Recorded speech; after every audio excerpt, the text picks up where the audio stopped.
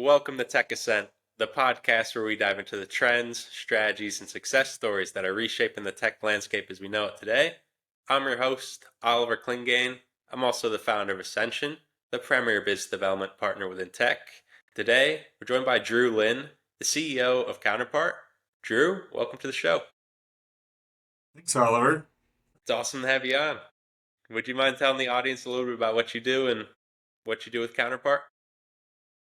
Yeah, that's always a fun way, right? Drew Linn, I guess my primary role is CEO of Counterpart. We're a custom software development firm this will be our 32nd year.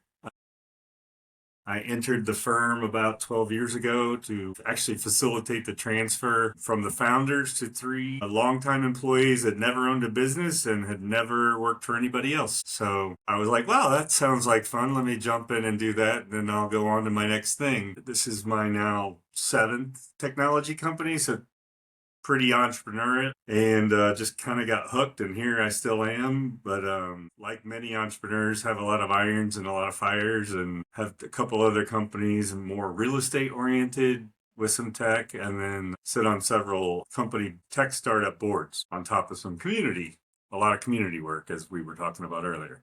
Yeah, very cool, very cool. And you mentioned you've been with this company for 12 years. It's your seventh tech company overall. Yeah. How has the landscape shifted over the past few years? Obviously, there's been lots of changes throughout your career, but just rewinding the clock just a little bit. What big shifts have we seen? Well, I mean, like, not to age myself too much, but starting my first company at 27 in 1997, being tech was cool. I mean, we were at the forefront of tech. This was even before the dot-com, you know, bang and bust, whatever you want to call it. So it was, everybody's like, ooh, wow, who are you, and now it's like everybody and their brother is a tech startup, right? What sort of tech company was your first one? So I actually was part of bringing high speed internet, so digital internet beyond dial up. This is 1997. AOL is a big one back then, but I brought digital business class internet to the secondary and tertiary markets of Indiana to start. And in 1997, I had all kinds of clients, but of course, nobody had IT departments. So great, we have internet service, but we don't have a network. We don't have anybody that can help troubleshoot. Well, at the time, we were their outsourced IT department, which now most people recognize their term as like managed services providers. So, yeah, so we got into that, building websites, web applications, but very early on in the internet evolution, I guess. Yeah, nice. And over the last 12, jumping from kind of, we'll call it prehistoric MSPs to now being the software development space. What kind of lessons did you learn being in tech for so long that you've taken into your company today? The one thing at Counterpart that I definitely have continued to emphasize to our clients and to the people I talk about to is technology is really a tool. Like, we're solving problems, and we're finding opportunities to take advantage of and explore for our clients, but we just happen to be using technology to do it. So technology, it's a horizontal these days. It's in every industry. It's not just its own vertical. That's why we have the ag techs and the fin techs and the ed techs. I mean, that's a bunch of jargon for basically we're everywhere. And so, bringing the human side of things, of what are we actually trying to accomplish, is not just we get to make, the cursor dance around and change colors and whatever. Well, like it was when I first started, to actually, how does that help my life today and tomorrow and my organization grow? So, the applying the impact the technology can have and what we're actually trying to accomplish that happens to be with technology, that's always stuck with me. It's not about the jargon. I mean, it can be, and we're trying to educate a lot of our clients and followers about what that means. But yeah, but it's taken the mystery out of tech, because it really is just a tool that happens to be over universally classified and sometimes made cooler to sound than it really is. Yeah, yeah. And Drew, as you stepped into Counterpart 12 years ago, you mentioned you anticipated it was just going to be kind of a stepping stone, move on to your next tech company, next project. But what made you stick around with this space? What I mean, the people are always huge, right? You want to work with, you want to live with, you want to grow with people that you admire, want to challenge you. One, for me, ultimately, in the beginning, it was about if I'm selling something and I'm promising an outcome for a client, I want it to actually work and do what I, promised, put my name behind. And this team was just amazing at doing that. And then, you go further and when you get to look under, I was talking to a prospect client just right before this. And, he's like, well, why do you like to do this? I'm like, well, I get to see, you know, figuratively under the hood of so many businesses and so many different industries that you get to see how things work. And then you get to imagine how technology can help make things more efficient or really like have an impact on. It's not about the technology, it's about, Lord, how much better can things be, how much faster, how much more success can a team have with the right technology and implementation, and get out of the beating their heads against the wall about doing the same thing over and over and over and having the same issues that they have to talk about, commiserate around, I guess. Take some of that out of it, make it fun. and especially being in the software development space, you get to see under the hood of the businesses, but you also get to see projects and ideas get brought to life, which I'm sure gives a nice sense of satisfaction. I don't have kids myself, but I feel like, yes, that is very much like having a kid and wanting to see it grow up, wherever the career path it goes, building a family and being successful, right? So those are very figuratively aligned with most of our projects. And with those projects, obviously, software development, it's a hyper competitive space just across the board.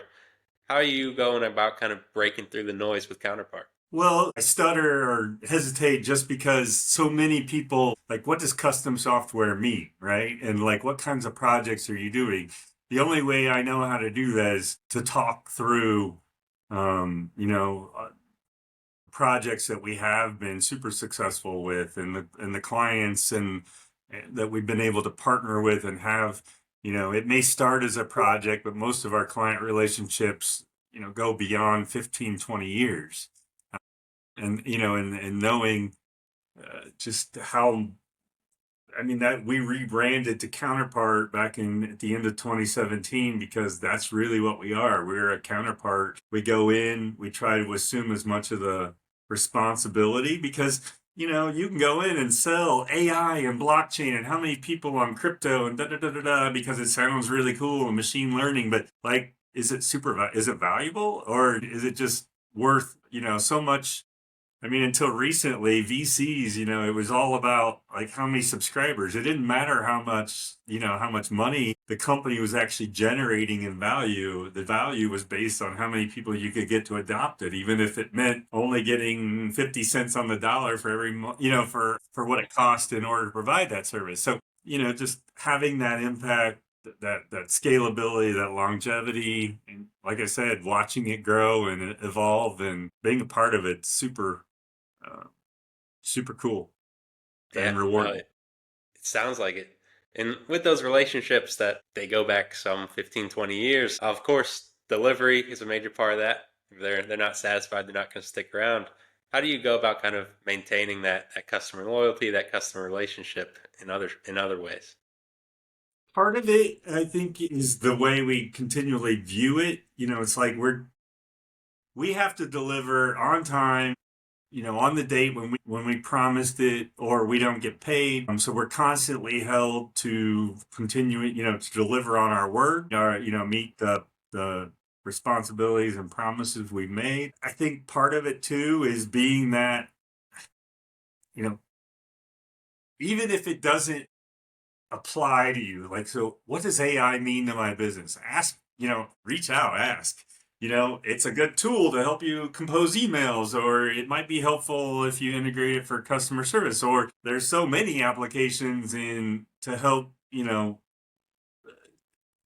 the medical industry and accuracy of interpreting, particular, things that humans aren't great at, but it's just hey, what does this mean? And helping just think ahead about, yes, that's super apply. That's an incredible opportunity for your industry, or it's hype and it really doesn't have applications right now. So, but be on the lookout for how it evolves. Who knows what AI is going to do tomorrow, let alone what it's doing today, right? So it's being attentive, continuing to, we have to continue to deliver value. Otherwise, why they don't need us. They might like me all they want, but until as long as I'm proving mine and our team's worth, at some point they're going to say, I need to find another alternative. Yeah, yeah. And no, I'm glad we kind of touched on it, not to buzzword the audience to death, but with AI, of course, it's the elephant in the room. It's Yeah. affected so many different spaces, including software development. I'm not sure if you've seen platforms like Cursor, for example, that are just shortening turnaround times, things like that, just making it more accessible. Yep. Do you see AI in your space as a opportunity? Do you see it as a threat? How are you looking at it now? It's funny. I just had this conversation yesterday I have a part of a CEO peer group, and we were talking about this exact. Sorry, my dog was wanting to get out of the way. Apologize for that. He was added uninvited guest. No, AI. It's here, right? Where it's going, we don't know. And the conversation we had was, it definitely speeds up the process. It can. The right tool in the right person's hand can be an incredible. I don't even know what I'm trying to say, the word I'm looking for, but it can have incredible impact and shorten things. With our firm, I guess when I was looking at it, we were talking through it. We've never, well, since 2012, probably, we haven't looked at, our industry, it approaches things very much like accountants and attorneys. It's time and material. It's how much on an hourly basis based on what role you're playing. And we actually got away from that a long time ago. And we don't. We look at it as what are we going to deliver? And we're looking at it on the value that we're delivering. So we don't look at it on a time and material. We don't even track time internally. Our teams are all based on what is it we promise the client that we're going to deliver in that next sprint or in 6 months. So it's value based. And I think, so I don't see that changing. I was also mentioning, we were talking, and for good reason, AI can do a lot of good things. But, when I look at, and nothing against them either, but, like so many people outsource to India, right? Great developers, very much talent, way more economical than domestic talent. The key to success for a lot of them was they either had a foreign local company presence that managed that team, or somebody that architected and managed the team remotely to actually harness the value of that team, right? Because it's volumes. We've never really been threatened by that, but I see AI as maybe kind of, more threatening that type of model than ours. My best developers, they'll tell you 80% of their time is focused on the 20% of the things that everybody swears will never happen. Right. And so it's all about thinking through those things. Oh, that'll never happen. Guess what? It does. So, it's not about how do you log in? How do you make that login secure? How do you manage users? All those things it's all about, well, what if the user needs a username? And what if that username, what if they're on part of multiple companies and that username's already taken? And it's just all those things, those nuances that come up that have to be thought through and processed and, actually planned for. And I don't really see AI. That's still going to be a human training aspect. Eventually, yes, but still, it's the smart human. It's the human that actually fills in the password or whatever, the human action that needs to be accounted for anyway. So it's going to make everything easier, and it's definitely going to, the right tool, the right weapon in the right person's hand. Oh my goodness, how much can be done with that? Not going to deny that, but there's still a human element that I think is going to be important. Yeah, for sure. And it's just like the analogy I like to use is like if you give somebody a hammer and nails, doesn't mean they know how to build a house. It's like Right. Right. so Well, no. and I use the same one, only opposite. I say, how many things can a great carpenter do with that hammer? I mean, not only just build two boards together. I mean, you can tear down things, you can build all kinds of things, you can whatever. But yes, you can hit somebody's finger with it. Anyway, Yeah. exactly. Totally Yeah. agree. And Drew, it sounds like from what I've gathered, your counterpart's very result oriented in terms of delivery and things like that. You don't track time internally. How do you go about kind of building that culture as a CEO of building a end result outcome focused culture? It actually has been a big key to our success. I mean, we're local 21 people, local in that we're all US based. There's four of us that are in other states, but primarily the biggest part of the group here is local and we can get together once or twice a month. I think there's no way I can compete with the salaries of the sales forces and the Genesises and all the different companies, the large multinational companies, international companies. I can't compete. What I compete on is the culture, and it's the treating these, my our team and individuals as professionals, as adults, and saying, here's here's a variety of things you get to work on. It's not the same thing all the time. Granted, we have lots of projects that last years and years, but part of their evolution is our team's drive to figure out how to do better, make things better from what we knew 5 years ago. So it's that challenge that's constantly incorporated. It's that treating them like an adult. We're not micromanaging them by time. We're simply saying next Tuesday at 10 o'clock, the client expects X, Y, and Z to be delivered. What do you need in order? How do I make you successful and how do we deliver that? So I think that autonomy, that independent, and just like I said, treating everyone as professional and adults and just supporting them in their journey makes gives them a little more ownership than just punching a clock and saying, here's the client and this is what we did. Yeah, yeah. No, it's a great way to run a business, and something I've heard a lot is just it's your job as a CEO to hire good people and get out the way, give them what they need, but let them do their job. It's funny, an employee, I literally have it on my desk. She sent it to me. This is 5 months in, and she's never been in tech, and she's never been really in she's never been in tech. And she says in most cases being a good boss means hiring talented people and then getting out of their way. And she said, she's like, that reminds me of you, and sent that to me, so I had it on my desk. Very appropriate.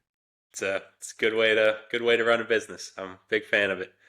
And Drew, obviously you guys are doing great things with Counterpart. Looking forward, we can begin to wrap up, but what's the goal for Counterpart over the next 12, 24, 36 months? What's the vision? Vision is to with 12 years ago when I started and helped with the transition. I would think I was employee number 10. Now we're employee 21. I think we're going to take on a little bit more of aggressive growth strategy.